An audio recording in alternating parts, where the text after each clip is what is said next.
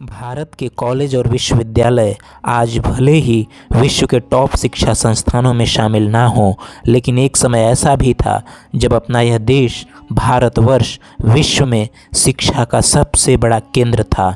भारत में ही दुनिया का पहला आवासीय विश्वविद्यालय खुला था, जिसे हम सभी नालंदा विश्वविद्यालय के नाम से जानते हैं। इस विश्वविद्यालय की स्थापना 450 ईस्वी से 470 ईस्वी के बीच गुप्त वंश के शासक सम्राट कुमार गुप्त प्रथम ने की थी। इस विश्वविद्यालय की स्थापना का उद्देश्य ध्यान और आध्यात्म के लिए एक स्थान बनाने से था। कहा जाता है कि गौतम बुद्ध ने कई बार यहाँ की यात्रा भी की है।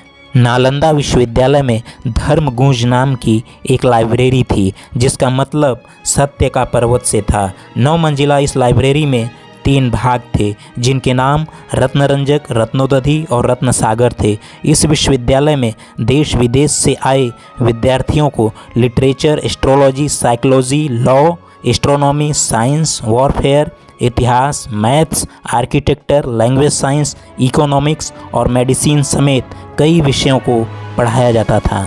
नालंदा विश्वविद्यालय में मशहूर चीनी यात्री वेनसांग और इत्सिंग ने भी यहाँ साल भर अध्ययन किया था।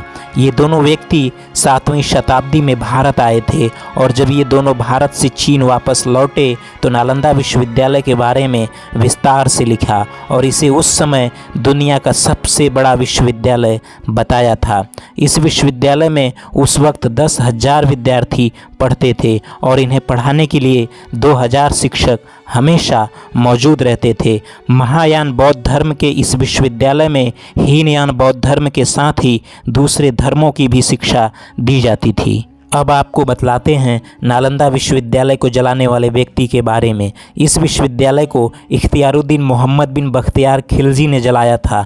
कहा जाता है कि बख्तियार खिलजी एक बार बुरी तरह से बीमार पड़ जाता है। उसने अपने वैद्य हकीमों से काफ़ी उपचार करवाया, लेकिन उसके स्वास्थ्य पर इस इलाज का कोई असर नहीं पड़ा। इसी बीच खिलजी को किसी ने नालंदा विश्वविद्यालय में आयुर्वेद विभाग के प्रधान राहुल श्रीभद्र जी से उपचार करवाने की सलाह दी, लेकिन खिलजी किसी भी भारतीय वैद्य से उपचार करवाने के लिए तैयार नहीं था, क्योंकि खिलजी को भारतीय वैद्यों से ज़्यादा उसे अपने हकीमों पर भरोसा था। वह इस बात को मानने के लिए तैयार नहीं था कि कैसे कोई भारतीय वैद्य उसके हकीमों से ज़्यादा जानकार हो सकता है।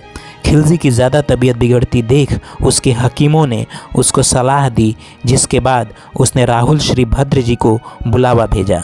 खिलजी ने उपचार से पहले राहुल श्रीभद्र जी के सामने एक अजीब सी शर्त रख दी कि वो किसी भी भारतीय दवा का सेवन नहीं करेगा, और वो ठीक नहीं हुआ तो उनको मृत्युदंड दिया जाएगा।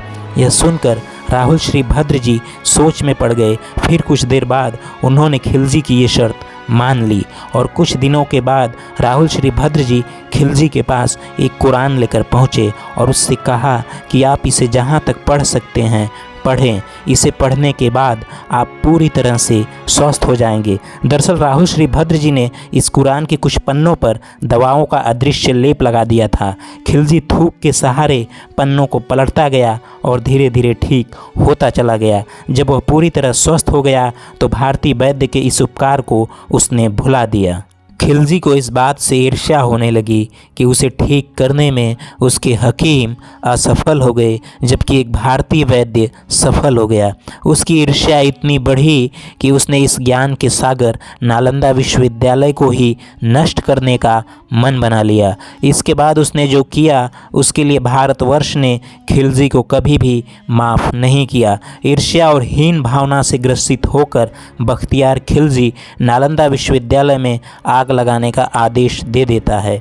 इस विश्वविद्यालय में इतनी ज़्यादा किताबें थी कि यहाँ की लाइब्रेरी में 4 महीनों तक आग जलती रही। इसके बाद खिलजी ने नालंदा के हज़ारों धार्मिक नेताओं और बौद्ध भिक्षुओं की भी हत्या करवा दी, और फिर अपनी सेनाओं को पूरे नालंदा को जलाने का आदेश दे दिया। इस तरह से उस मूर्ति पूजक विरोधी बख्तियार खिलजी ने भारतीय वैद्य के उपकारों का बदला चुकाया। भारतवर्ष में नालंदा विश्वविद्यालय के रूप में हजारों वर्षों के शोध, लाखों पांडुलिपि और हजारों करोड़ शोध के कागज कुछ इस्लामिक आक्रमणकारियों ने जलाकर नष्ट कर दिया और इस विश्व प्रसिद्ध यूनिवर्सिटी को हमेशा के लिए ख़त्म कर दिया।